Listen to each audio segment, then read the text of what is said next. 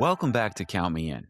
I'm Adam Larson, and today I'm sitting down with my returning guest, Michael Housman, author of the new book, Futureproof, a recognized expert in data science, AI, and machine learning, and the founder and CEO of AI-celerator. In this episode, we explore how AI has rapidly evolved from a niche field to a force that's transforming entire industries.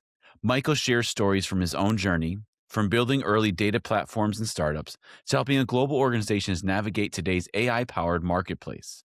We talk about what it really takes for individuals and teams to become super adopters of AI, the challenges organizations face in embracing change, and why so many of us are still just scratching the surface of what these powerful tools can do. So, whether you're a business leader, a curious professional, or someone simply trying to future proof your skills, this conversation will give you the insights and even maybe the push that you need to dive deeper into the world of AI. Let's jump right in.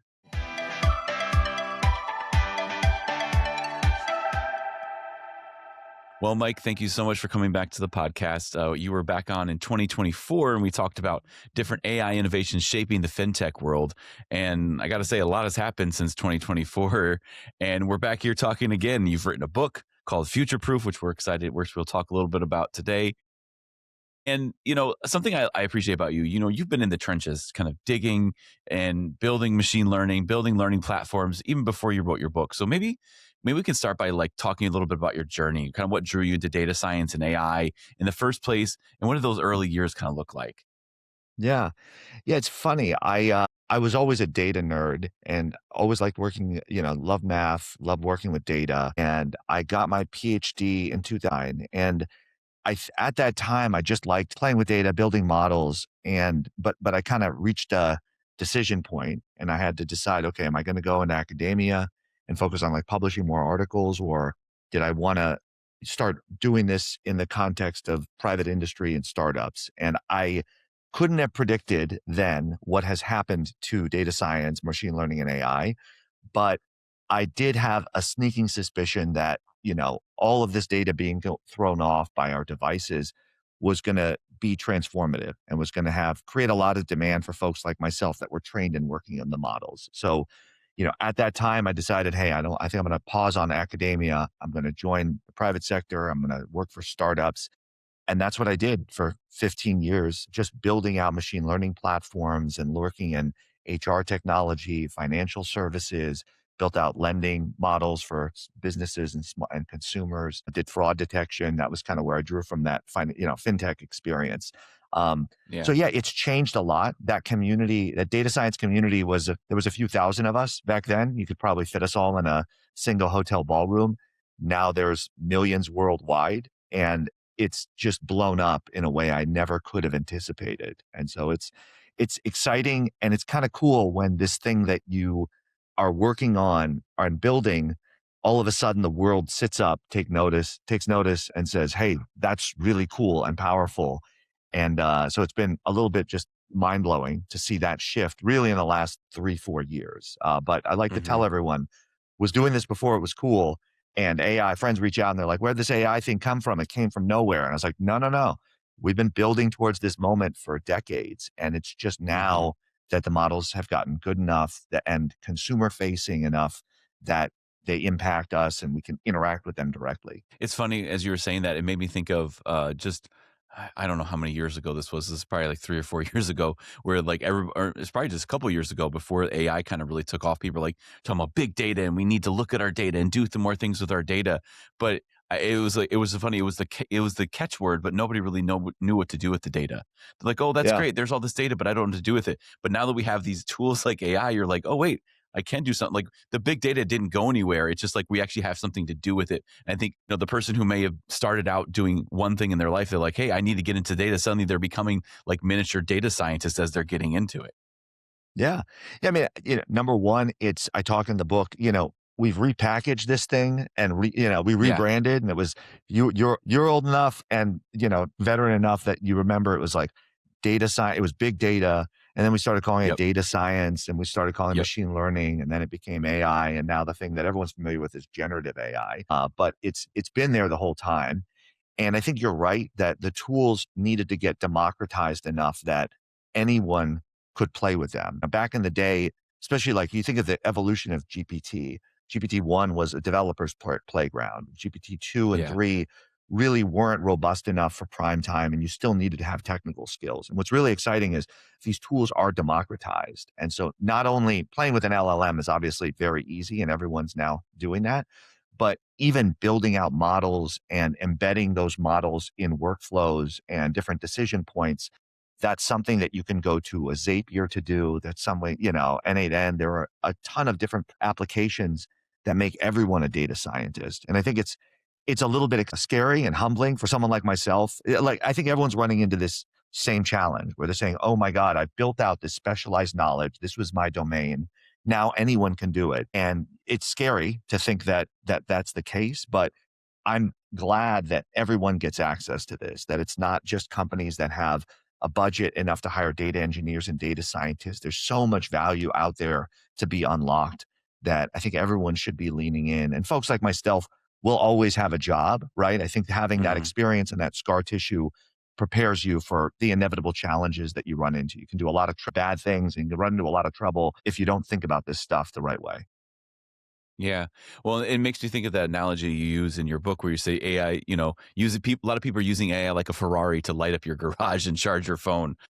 Yeah. I think that's really funny, but it's important to realize that most people are just kind of scratching the surface when it comes to what AI tools can really do.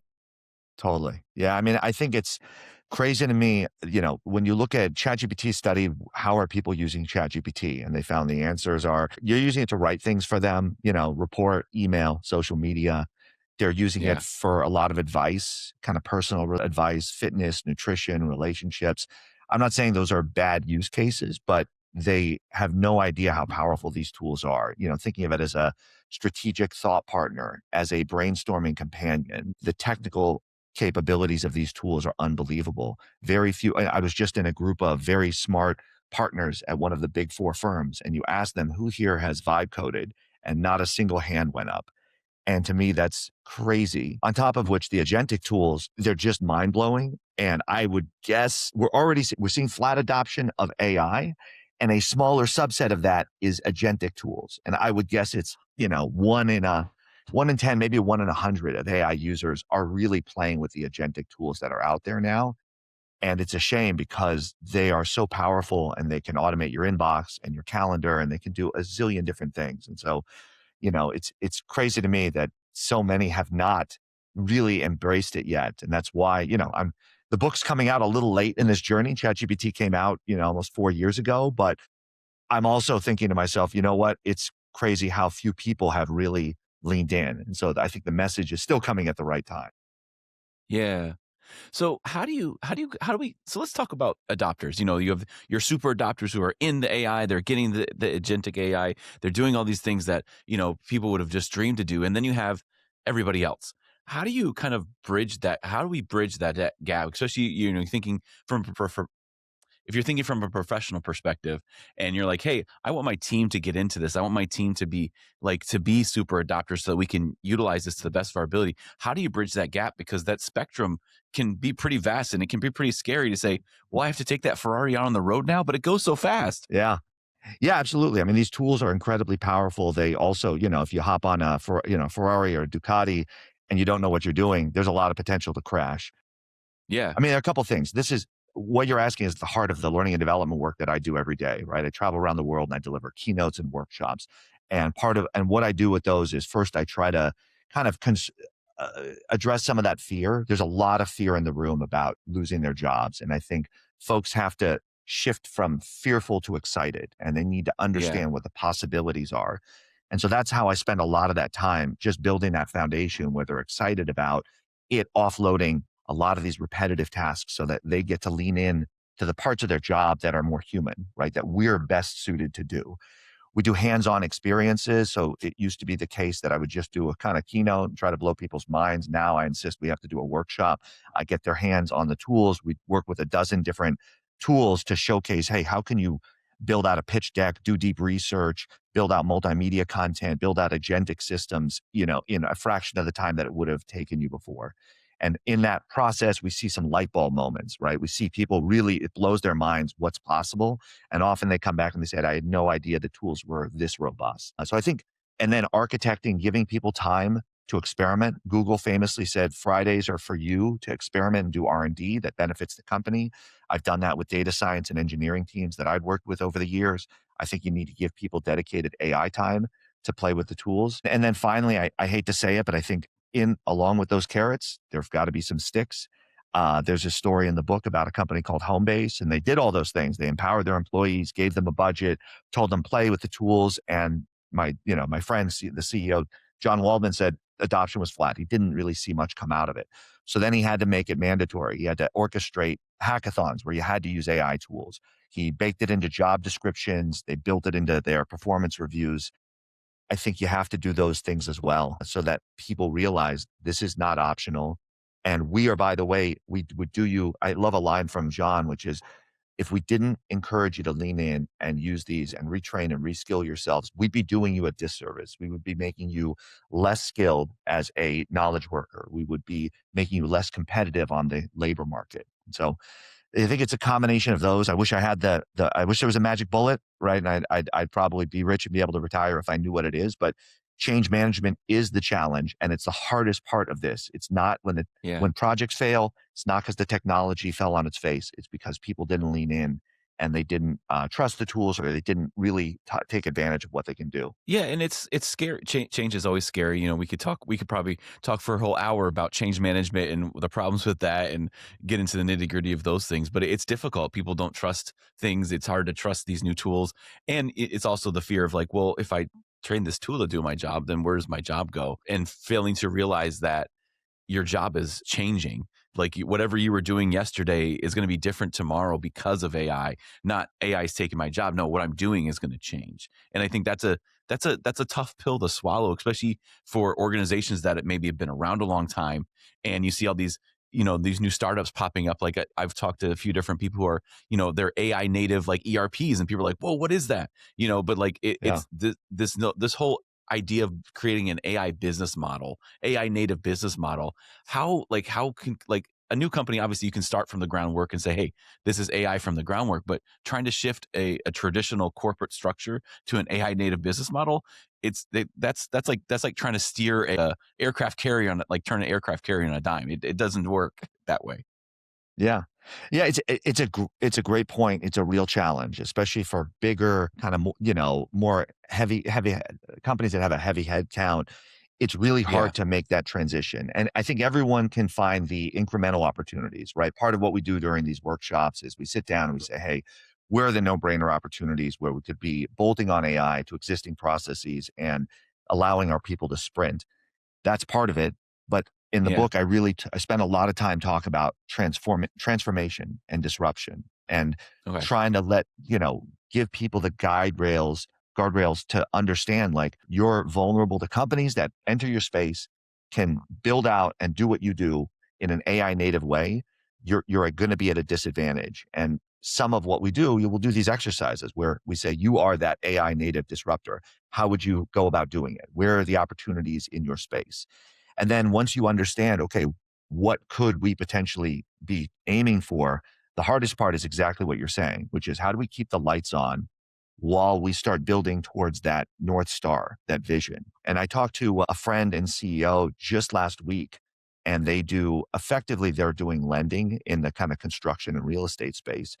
And he gets it. And he said he went to his board and he told them, we may need to just shut down for a period of time so that we can retool and re-architect everything from the ground up. And as crazy as that sounds, the board was receptive to the idea.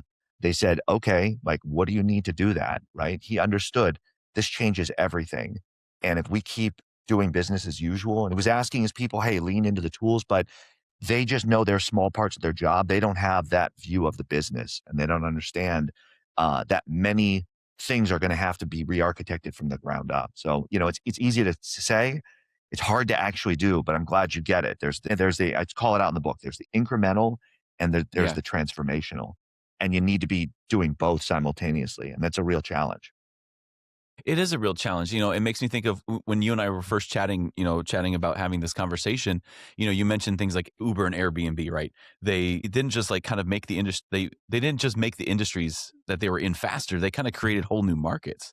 And so I'm sure a lot of industries, especially like when you look at finance and accounting, like it's like, what are those new Ubers and Airbnbs that are coming up that are really going to change what the market looks like? And then you have to kind of play catch up to keep up with like, hey, there's this whole new industry. That's where that transformation comes in. And it's very scary.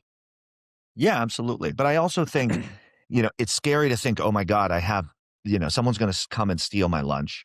And so that, Yeah. that's the concern. But you make the point, and I call it out in the book, that historically, these new technologies they've democratized access and they've increased surface area. So let's not think about how do I just defend my territory. Let's think about, hey, how do I become the Airbnb, the Uber that increases surface area? Uber didn't just steal market share from cab companies. They grew the market 4x. Why? Because that convenience then increased the number of people that wanted to engage in ride sharing that wouldn't have called a cab otherwise. Airbnb, same thing. They didn't steal the market of hotels. They grew the market overall because it appealed to a somewhat different type of customer. But, Robinhood didn't just steal the business of wealth managers. They grew the market because they democratized access. So instead of thinking, hey, how do I prevent someone from stealing this is my space? How do I think about being that AI native disruptor that then grows the market? And how can I become even bigger? How can I serve more customers? How can I serve markets that I wouldn't have otherwise? That gets folks a lot more excited than Hmm. let me just defend my territory. Yeah. Well, and I like how you said the example of what you do in your workshop, where you say, "Hey, pretend like you're that disruptor. How would you do this?" And it kind of takes people out of that mentality of I've always done it this way, and I need to fit it in the parameters of how I've always done it. And you need to kind of learn to break outside that box in order to kind of be that disruptor, because otherwise you'll just kind of keep doing the same thing because you're putting yourself in the same guardrails you've always been in. And it feels like what you're saying is you have to kind of break out of your traditional guardrails to actually grow and adopt AI in a successful way. Yeah, absolutely. And I think on top of that, there's an exercise in the book that I talk about, which is think about the job to be done. So I think so many companies are so, in that habit of like, okay, we create hammers. So our Yeah. job is to just create hammers. But then you need to take a step back and say, well, what's the need that we fulfill? Well, people use hammers to put nails in walls. They're trying to, put things together. Like, what are other ways that we could fulfill that need? If you're a knowledge worker, like you're a doctor, is your job to read scans and to prescribe medication? No, it's to make the patient feel healthy, right? To make sure that they're able to engage in their activities of daily living and so on and so forth. So I think that's another exercise is think of being that AI native disruptor, but take a step back and think about, well, what is the core need that we're satisfying, right? And we need to broaden the aperture, kind of widen it so that we don't just think, okay, we are going to continue creating the widgets that we've been creating this whole time. So as you've been going around doing these keynotes and doing workshops, what kind of surprised you most about how like these business leaders are receiving the material that you're putting in front of them? Like when you're giving this exercise, are they like, okay, I'll do the exercise, but I don't see how it actually apply this? Or are they getting like, I'm sure that you get the wide range of them. Yeah. No one pushes back. The funny thing is, there's a lot of content in the book and in my talks about how this is going to change everything and this is truly Yeah. disruptive. And I think very rarely does anyone push back on that. Even knowledge workers with 20, 30, 40 years of experience being lawyers and accountants, they get what's happening. I think, and then we'll do those exercises I mentioned,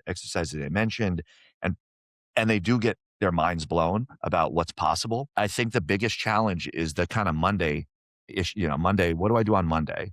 Right? How do I Yeah. get started? And Yeah. it's there's no easy answer. I mentioned it before, but like I likened it to my own fitness journey. It's not there's no pill, there's no magic anything.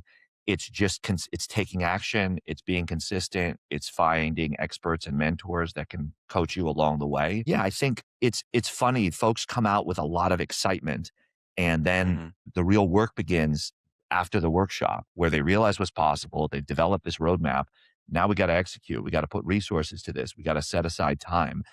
And that's the challenge. You get really Hmm. excited about working out. You can go to a fitness competition and be like, oh my God, I want to look like that. I'm sold. I'm on board.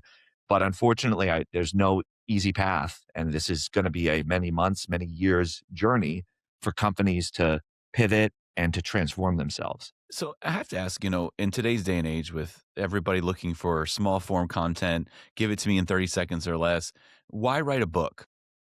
Yeah. Yeah, it's a great question. I think I wanted to, I've been doing these talks for 8 years now, and I felt first and foremost like there was a way I needed to scale it. I wanted to get it in front of as many people as possible. And so Okay. that was part of the motivation. Now, you can do that via Substack and LinkedIn, and there are other tools that allow you to do it in a shorter kind of way. I thought there's really so many different angles and nuances. And I wanted to say, listen, let me capture people's attention and walk them through this journey. And the other thing is I looked at what was out there and I've read most of it. It's very technical. It's not written for lay people and company leaders to meet them where they are. And I Mhm. realized that there was a big opportunity to put something out there that people could really digest, could sink their teeth into, and could really understand. And so if you've read pieces of it, like it's written in my voice, it's very Mhm. storyteller-esque, which is what I do on stages. It's super relatable. There are a lot of stories from my own life. There are case studies of companies I've worked with. It's not inundating with data and research and stuff and case studies that I haven't been a part of. And so I can really speak to the nuances of this transformation. Yeah, and the other reason, if I'm being honest, is as a thought leader and someone that does what I do, I had enough people reach out and say, listen, you need to write a book, right? That's just kind of part of the play. If you're going to be taken seriously, you Yeah. need to get this book out into the world so that anyone can digest your ideas. And I've been thrilled. The reception's been amazing. The feedback's been off the Yeah. charts. As of now, we have only 5 stars on Amazon, so everyone's loving it. And the most amazing thing is friends who knew what I do but never had an opportunity to sit in on a workshop are sending passages back to me, are quoting me to me, are sending screenshots of the book. And it's so mind blowing. My dad, my uncle reached out and they were like, this is awesome. And so it's so gratifying for that to happen. These are folks who had, just Yeah. had a passing interest in AI and they said, oh my God, this is amazing. I had no idea this is what's happening. I'm in, right? And tell me where to go. So it's been a great experience, but it was not easy, much harder than I thought to crank out a book Yeah. and get it into Amazon bookstores. I can only imagine because, most people when they write books, it could take them years to write that book. What was that, swerve off the topic a little bit, what was that like kind of writing that book? Especially, I'm sure you were doing other things too. You weren't just like, I'm just focused on writing my book. You're working, you're giving talks and you're writing that book. What was that kind of like trying to find that balance? Yeah. I mean, not easy because you're absolutely right. I do about 50 to 60 workshops, keynotes, and boot camps a year. So my time is pretty scarce. The good news is two things. Number one, the job is cyclical. So I find over the summer and in the end of the year, like December and January, Yeah. things slow down. And so that gave me, frankly, it was last summer where I just went heads down and I cranked out at least the Yeah. first draft of the book. And then the other thing is I realized that I've been speaking about this so long and I've been asked to speak to so many different nuances and elements of AI that I kind of already had the content. I'd already done a ton of research. I built out just volumes and volumes of PowerPoint decks. And so all I Hmm. needed to do was take that and translate it to an outline. And that outline grew from 10 pages to 100 pages. And then from that point, you have a 100-page outline. All you need to do is just fill in. You have all the Yeah. bones and you just need to add some meat and some transitions. So yeah, that it was probably easier for me than most because of what I've been doing. I didn't start from scratch. This is something that I've been thinking about and speaking about for 8+ years, right? 15 if you count all my time in the trenches. So it was truly, it was a labor of love. Like it was so much fun getting these ideas out there, telling these stories, Yeah. and really sharing that narrative. Well, it's really cool because even though it didn't take you very long to necessarily write it, you did do the work because you've been teaching, you've been building all that whole library, so you had a amazing foundation to pull from to actually write that, and then that's a testament to your commitment, and I think that's really awesome that you were able to do that because it's no easy task. Like I love the idea of writing a book, and then I sit down and think about doing it, and I'm like, yeah, and this is not happening right now, at least not now. Yeah. Yeah, no question, make no mistake, it's a lot of work, but I had such a great opportunity. And the other thing is, my job is part instructor, but even more Mhm. almost like entertainer. And so, I think of it as like almost a stand-up comedian. Every time I get on stage, I am tweaking content and I'm making adjustments. I can read the audience pretty well. And so I can see what resonates. I see when they start checking their phone. I'm like, okay, that didn't land necessarily. And so the nice thing is that gives you this endless laboratory to experiment and to see what Mhm. resonates and how. And I try different speaking styles and different ways of sharing these ideas. And so I think that's why it's been as well received as it has, because I was building it from content that I knew folks really enjoyed and resonated with and Mhm. wanted more. Yeah. So navigating back to our topic slightly, I was thinking, I think a lot about when it comes to AI. For me, I always think a lot about the human side of things, the human connection and Yeah. knowledge, because a lot of people are using AI to say, hey, what about this? And what about this? Instead of the old days of having to go to the library or having to like read a book and figure out something, some piece of knowledge that you weren't aware about. And it seems like people are gathering it in this short form, but I don't think it's building lasting knowledge in everyday workers. What do you think? What do you think we should like? What do you think we should be doing in order to continue building lasting knowledge and that human connection in the midst of an AI world? Yeah. I mean, I think you're 100% right. There's a lot of research coming out that basically suggests once humans can offload a task to technology, we start hemorrhaging it and we start to lose it. And I know, like, Yeah. GPS, because of GPS, no one knows how to read a map anymore. I've got full self drive in my Tesla. My fiance will attest to the fact that my driving skills have atrophied. I think it's important to digest, right? And the other thing we found with research is that people get lazier too because of AI, and they just resort to what started as I'm going to use these ideas has inevitably goes towards I'm just going to copy paste. I think it's really Yep. important to recognize anything that leaves your desk, your email, whatever it is your kind of, you have to own it. You're responsible for what's in there.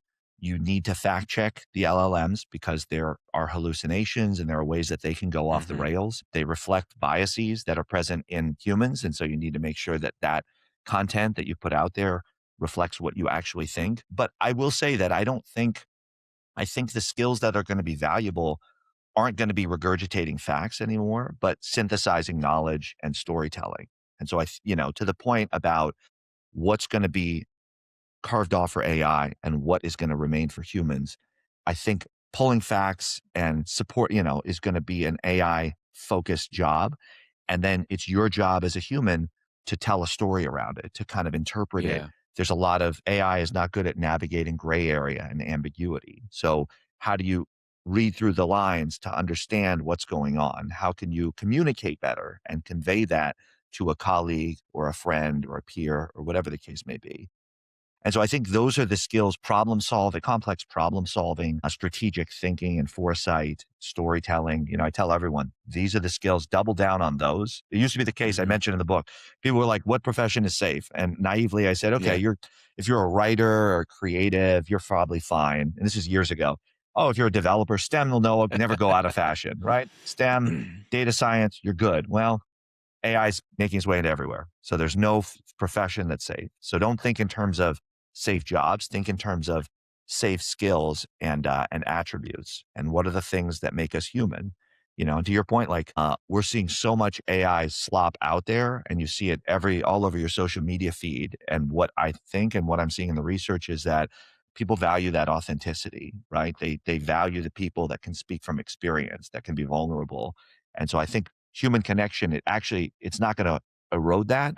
It could actually enhance it because it forces us to lean into well, what's going to resonate with another human being? And if I resort to copy paste, I don't think that's going to get the attention and the engagement that I'm looking for. Yeah. And it really challenges you to kind of, it forces you to think.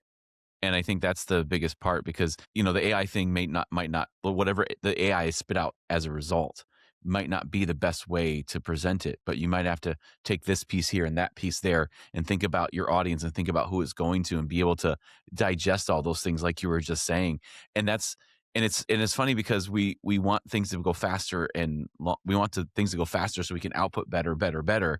But yet you have to build in time for thinking, for pondering, for pausing and saying, okay, what about this? And you have to kind of build that in. And I don't think that companies are realizing that people still have to ponder things. They still have to, you have Yeah. to build time for thinking. It's, I feel like in the AI wave, we're not building that time in there. Yeah.